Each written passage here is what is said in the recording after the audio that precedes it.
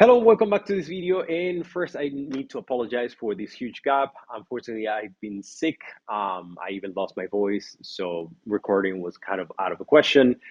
And today, I wanted to continue with this video in which I'm going to talk about attentional bias, or why when we have to make a decision, we tend to focus on some things and ignore other elements. Like, for example, when, and this is particularly important, when we ignore relevant information and instead we decide to focus on irrelevant data, for example.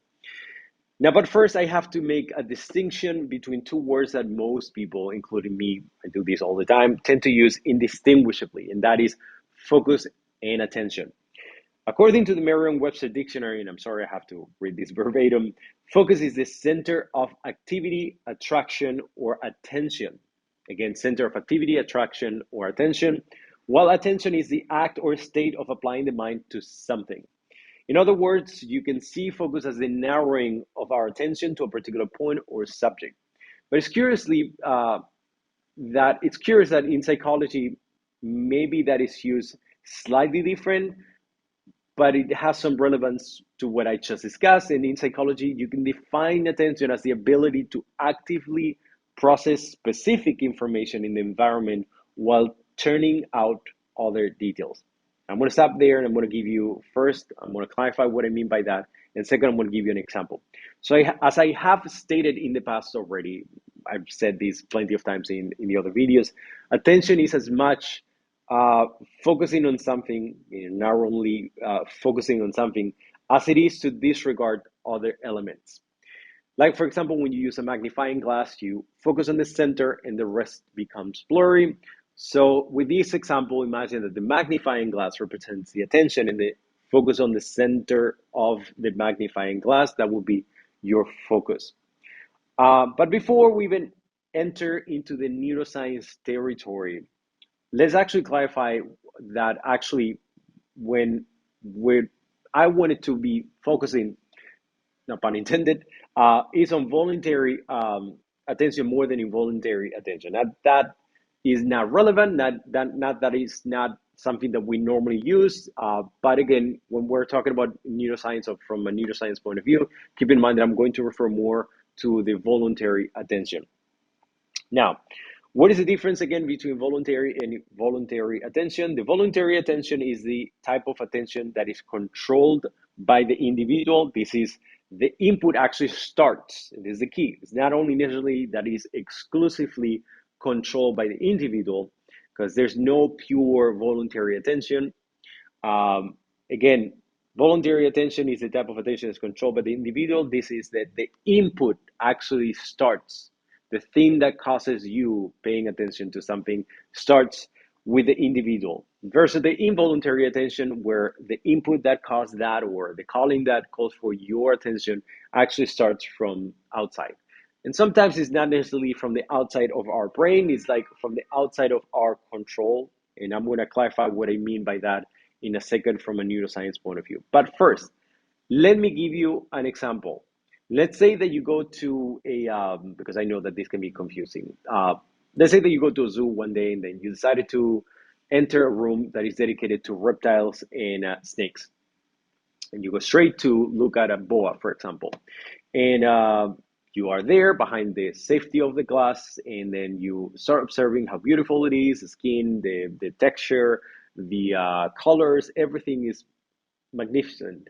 And your brain decided, well, you first of all, you decided to go there voluntarily again. There's no surprises, and your brain is disregarding everything else. Like, for example, people uh, passing by or passing behind you, kids screaming, or other snakes that might be even nearby. Because now you're focusing your attention to your, in this case, to that particular boa.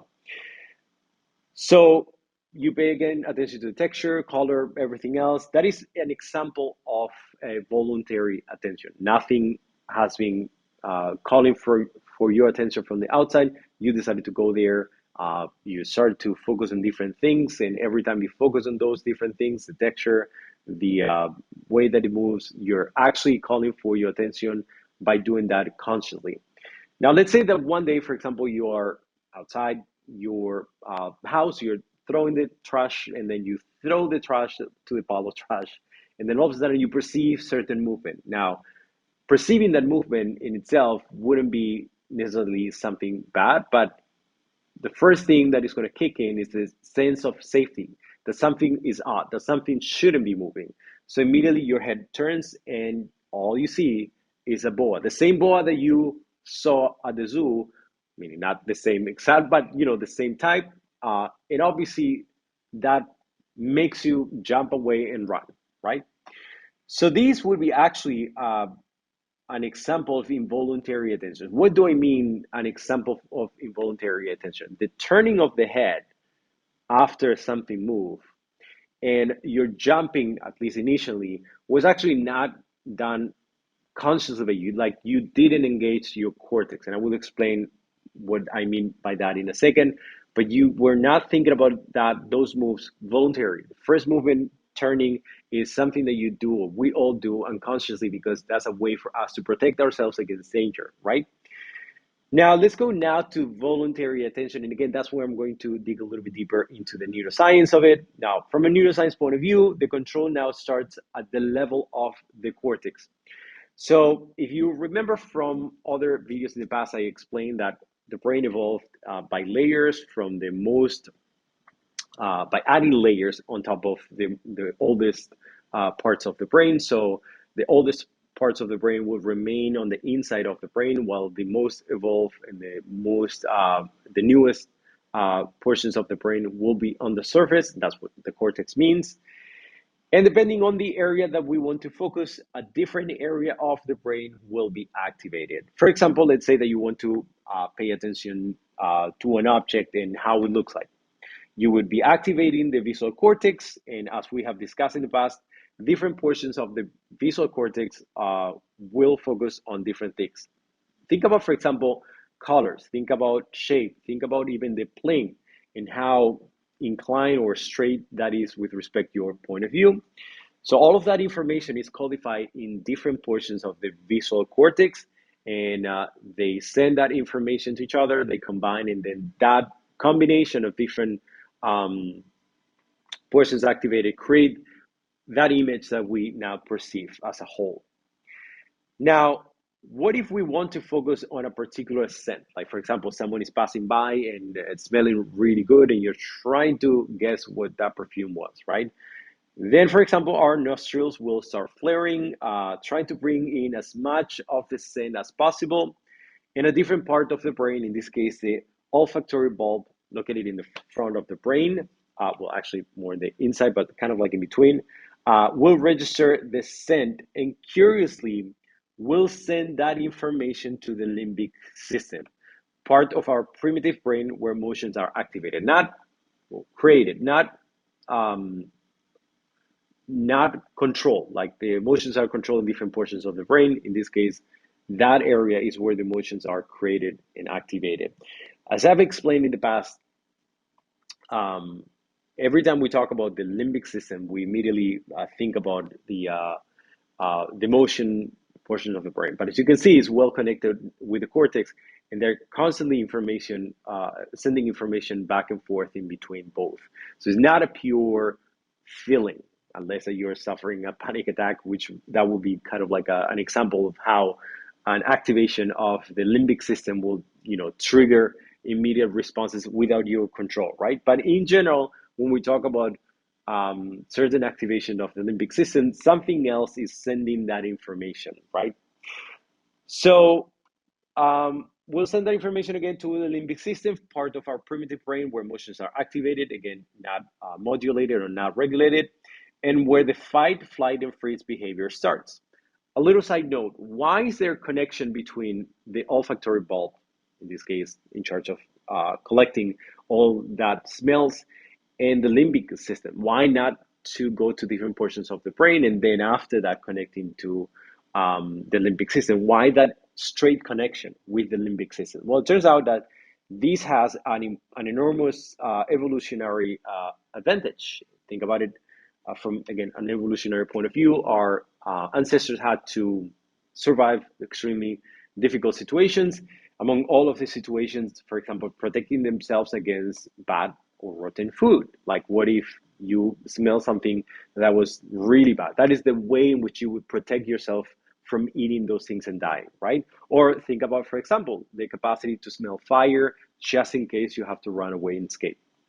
So lastly, what if what we want to focus now is on a sound? Like maybe you were listening to a song, or you discover a song at a pub a couple of days ago. You don't know who the author is, or you like the song, and all of a sudden, a couple of days after, you pass by someone who is listening to that song.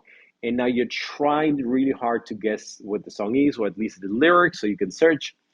Well, it turns out that if you're in that case, you probably are going to try to turn your head towards the side and just guide or just orient your head in a position in which the sound waves can go directly towards your ears, same way that the nostrils were flaring when you're trying to capture as much of the scent as possible. With this example, you're trying to orient your head into a position in which the sound waves are going directly towards your head. You might even shush people and then say, "Hey, I need to listen to this," right?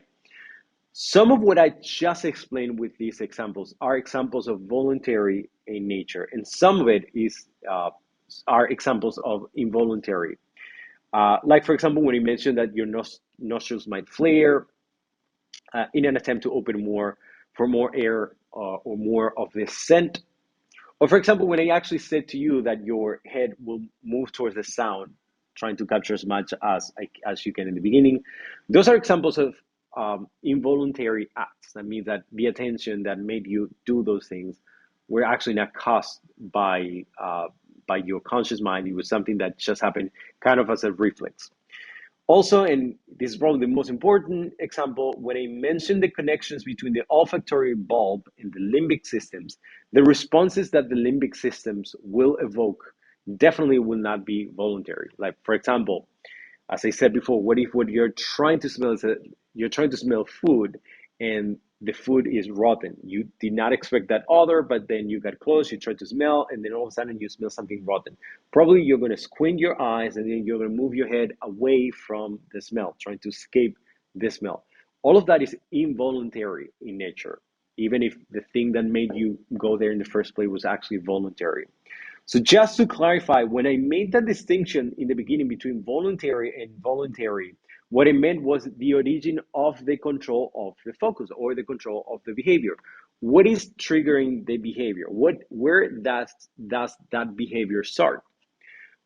Well, again, this is actually very important because almost everything we will experience in nature will have a double component, voluntary and involuntary, regardless of its origins. Like, yes, maybe you just move your head, just trying to see the movement with the boa and try to run, but everything happened after. Decisions about where to move or where to run might actually be conscious in nature, same as maybe the movement of your head out of the way for or trying to avoid that putrid smell that you're smelling started as an involuntary act, and now you're trying to escape, you're trying to move out of the way. Those second movements are going to be voluntary in nature, and vice versa. There's some things that can be voluntary in nature, like what if, for example, you went to the zoo and then you're paying attention to the boa, but all of a sudden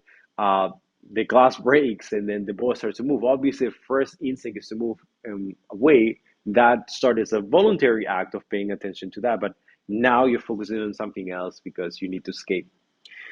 So that is important again for this bias in particular, because even when we're aware of a situation, even when everything starts to be voluntary, and we think that we're conscious of everything, even of our decisions, that we are controlling our environment, our focus can be shifted away into one direction or another, magnifying certain points of our experiences and diminishing others that might be important.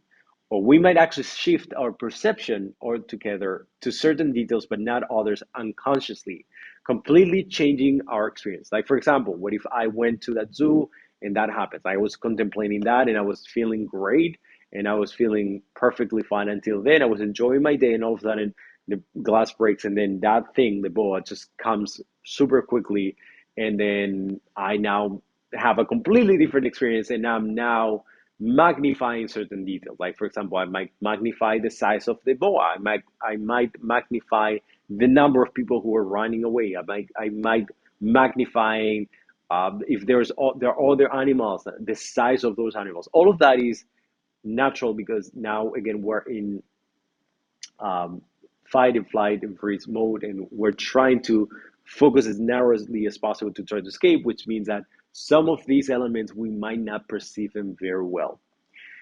There are many causes for this shift in focus. For example, if you're trying to take a picture, your attention will be focused onto the object that you're trying to photograph, or the camera or your phone that you're trying to use to take the picture with. Like, for example, if you're trying to take the picture, you might not actually look at the people that you're trying to take the picture of. You might actually just look at the camera or the phone, and then you will see the people through that, right? But if with the same example, let's say that you're taking a picture, all of a sudden you hear like a super loud crashing sound, like for example, one car crashing against the other one, super close and behind you. In that case, your visual cortex, which is like the thing that you're using now to pay attention to your to the camera or to the people that you have in front of you, will second to the sound because now the sound is calling for your attention. Your attention will quickly shift to the sound, and even as a reflex, your body will move into the opposite direction to the sound.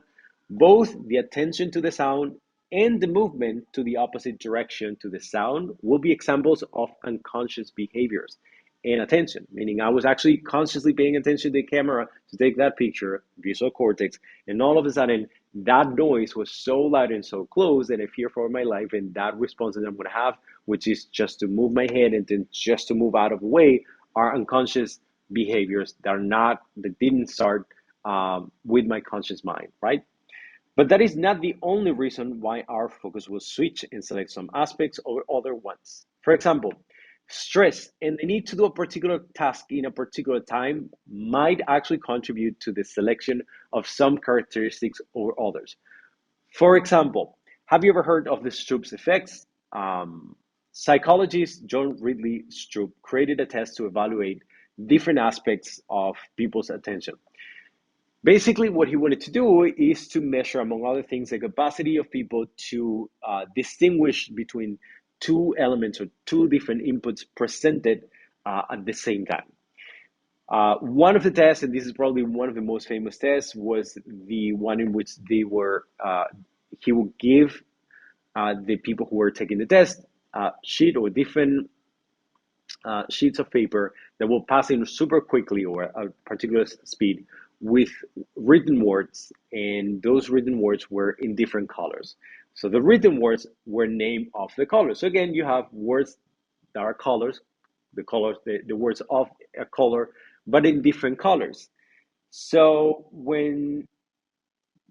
for example, when he asked the people to read the words of the colors and not the colors themselves, I mean the colors of the paint, the colors in which those words were painted, people started to struggle a little bit. So what happens is every time the color of the word, I mean the word of the color, and the color in which that was printed, the color in which that was painted, coincide again. Every time that it was the same color, like for example, green, the word green in green, or the word blue in blue, then it was extremely easy for them to read. And even when the color did not match the name, let's say that now you have the word green, but it's in red, for example, the word red and is in yellow. When the task was actually done at a certain particular pace, it was actually easy. Like the person could read a word quietly for like a couple of seconds. Then it turns out that that was actually manageable and people could actually do it with almost no problem.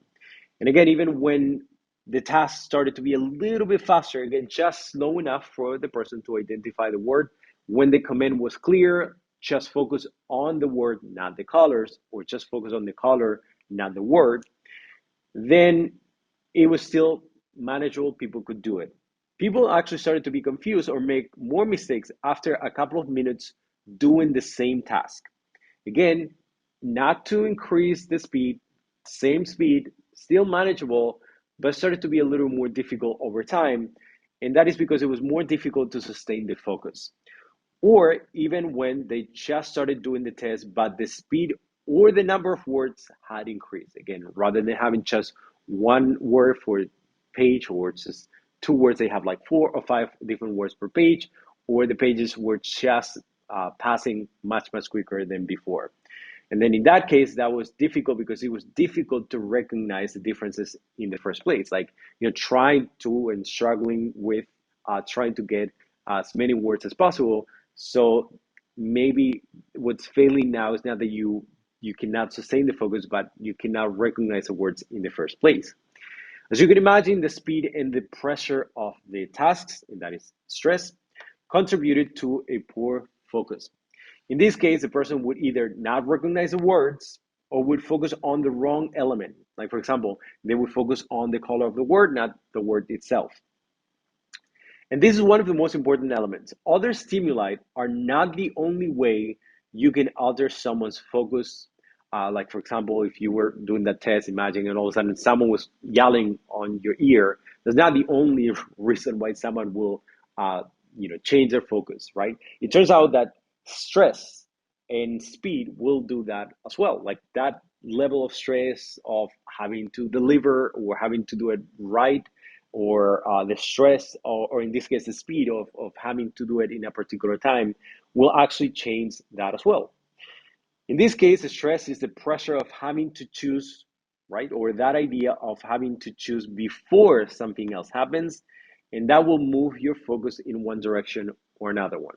So let's say that again, the pressure of having to do it right and say, oh my God, I cannot make that mistake. I'm going to look terrible. If I cannot do this, I'm going to be embarrassing myself. So all of that can actually contribute your focus to shift from the task to your own thoughts. Remember heuristics? And this is something that probably by now you are tired of hearing in this series. As I discussed heuristics in the very first episode, then I clarified that the importance of heuristics, in particular in the decision making, and I define it as the best way we can approach a problem with the tools that we have. I emphasize that part of the tools that we have because that part is actually extremely important, because if you don't have, or if people who are trying to do a task don't have a particular set of tools, or the right type of tools, we will probably have a harder time at solving a problem properly. We might actually give a solution to a problem. We might actually come up with an answer to something. But again, it's a solution or a answer, but there's no guarantee that that is going to solve a problem, or that even that is going to be a good solution to the problem. In fact, and I also emphasize this, then obviously in that video, heuristics are the source of many biases that we will encounter. I didn't actually clarify exactly what I meant by that. I said I would say that in the future, and I've given some hints in the past as what I meant by that. But I wanted to clarify here that what I meant by that is that one of the problems derived with heuristics is that feeling that you will encounter after finishing a task, or after coming up with a solution, after thinking about something in particular, once you have a problem. And that feeling again of after having dedicated my resources and coming up with my solution, can actually trigger that idea of it must be true, because I dedicated resources, I focused on that thing, I came up with that perfectly logical explanation to what happened, or perfect solution to this problem. How is it that I'm not right? So obviously that is something that is going to trigger many of the problems that we're going to encounter with biases, again caused by that sense that heuristics might cause. If you remember from my video about confirmation bias, once we find a solution or an answer to a problem or a question, we actually tend to stick with that solution or that answer, since that answer or solution gives us a sense of security. On the contrary, doubling, or in this case, doubting ourselves, or realizing that something we believe in might be wrong, gives us a sense that we might actually not understand our surroundings. That's something that actually can actually trigger our sense of feeling unsafe. And that actually might lead to questioning other beliefs, the beliefs that are we might be wrong about something else. Like, what if I'm wrong about this? What if I'm wrong about other things?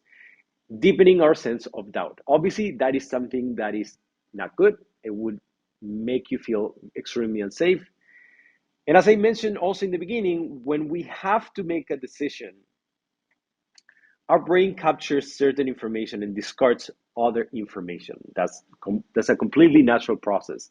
This process is both conscious, meaning, like for example, when you decide to focus on a particular sound or disregard any other sound, and unconscious, like for example, when you hear the sound that was coming from an accident that was happening next to you.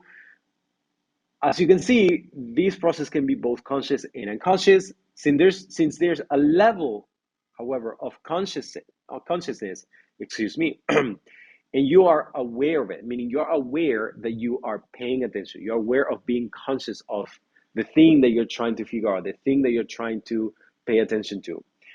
You might think that you have captured the necessary information and only disregarded the information that was not needed. You might be confident. You might think, well, obviously I captured all the information that I needed, and only the only things that I'm missing because they were not relevant, because they were not important. The problem with this, as with heuristics, and this is when everything is tying together, is that we're not aware of what we're not aware of. We're definitely not aware of the things that we're not aware of. If it didn't register in the first place, how are you going to be aware of something that was not registered in the first place? So what if we selected the wrong information? What if we didn't even register information in the first place? Worse, what if our sense of security given by our own heuristics makes us think that what we heard, saw, or even experienced, and the conclusions that we reach from those experiences and what we heard, everything that we collected, all that information, are correct, and they cannot not be correct because again, they're giving us that sense of security, and also I'm certain of what I heard. Why would I doubt of myself if it's clear what happened to me?